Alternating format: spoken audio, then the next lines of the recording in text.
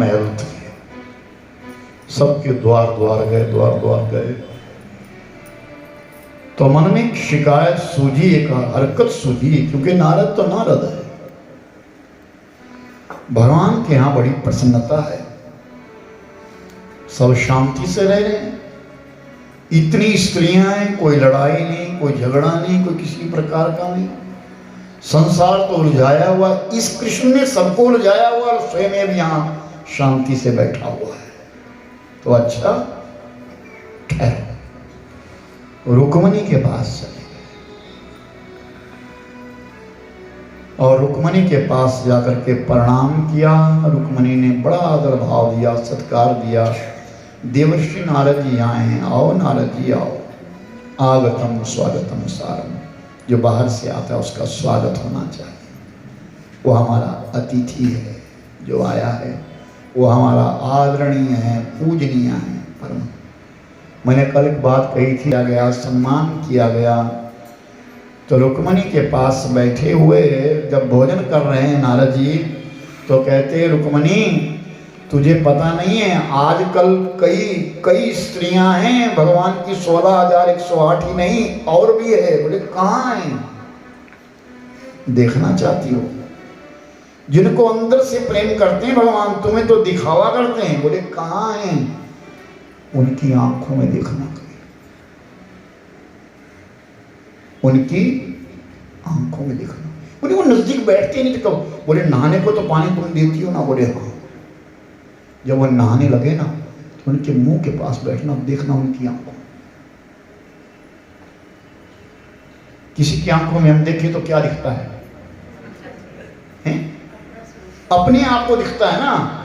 रुक्मणी फटाफट गई, आज कुछ काम नहीं किया, पानी गर्म किया पहले नहाने के लिए। चलो महाराज आओ नहाओ। भगवान नहाने के लिए बैठे तो रुक्मणी सामने। बोले जाना यहाँ से? बोले नहीं मैं थोड़ी देर, देखो तो सही आप कैसे नहाते हैं।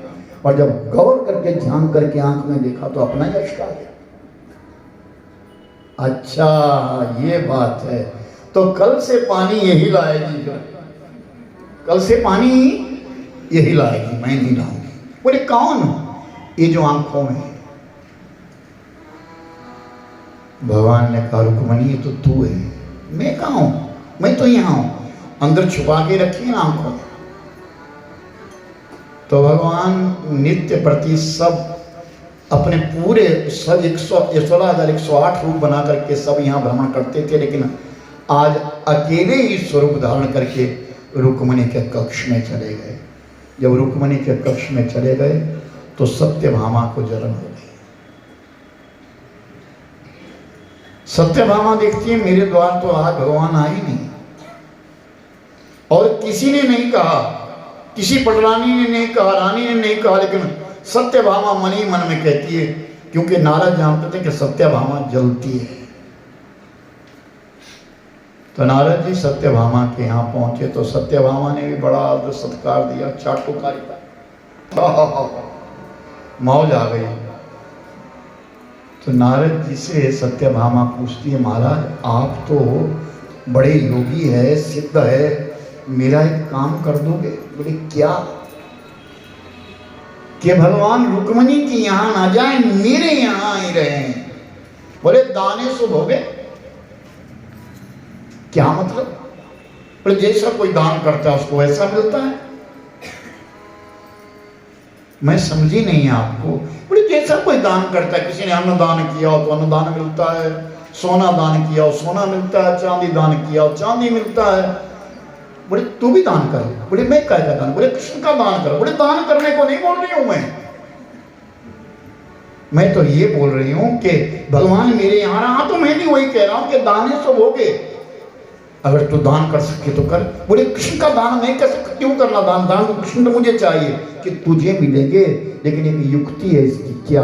कि जितने कृष्ण है उतना सोना तोल करके किसी ब्राह्मण को दे दे, कृष्ण को मोल दे दे।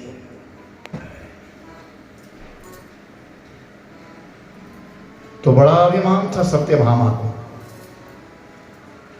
सत्यभामा के पिता का नाम क्या था बताइए? आप लोगों ने भागवत सुना है? सत्राजित।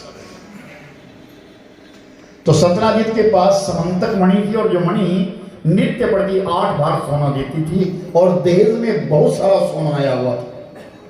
तो सत्यभामा को उसका गर्व था कि मेरे पिता के यहां से खूब दहेज आया, लेकिन फिर भी ये कृष्ण जो है रुक्मणी के पास रहता है, मेरे पास नहीं रहता। तो सत्यभामा कहती है हो उतना मैं कर लूंगी। बोले ले आओ, तराजू लगाओ और तोलो कृष्ण को। बोले कैसे बोलूंगी? ऐसे बोलना कि इसके लिए ग्रह आया है, तुलादान करना है।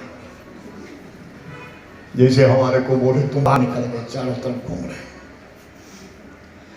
सत्यभामा आज सुबह उठी और स्नान किया, स्नान करके भगवान के दर्शनों के लिए गई। महाराज मेरा एक विनती है आपसे। बोलो क्या हुआ के सत्यभामा? मैंने ना एक ज्योतिषी आया था, उससे आपकी कुंडली दिखाई थी। उसने कहा कि इनके लिए बड़ा कष्ट आया है, तुलादान करना होगा। बोले मेरा? बोले हाँ जी। बोले कौन कर? बोले मैं कराऊंगी, आप आओ तो सही, स्नान करो। तराजू लगाई गई, वह भरी सभा, बाहर आंगन के बीच में, सभागार के बीच में तराजू गाड़ दी गई। ब्राह्मण बैठे हैं सामने, बीच में नारद जी बैठे ब्राह्मण का रूप धारण करके, और भगवान को तोला जाएगा, लेकिन कैसे?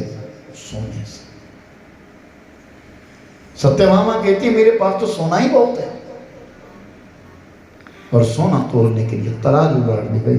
भगवान बैठे, सोना लाने लगी, तराजू में डालने लगी। जितना सोना था वो सब तराजू में डाल दिया, लेकिन भगवान नहीं।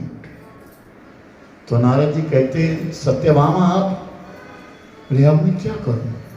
कि तुम 16,007 और है ना, इनसे मांगना सोना।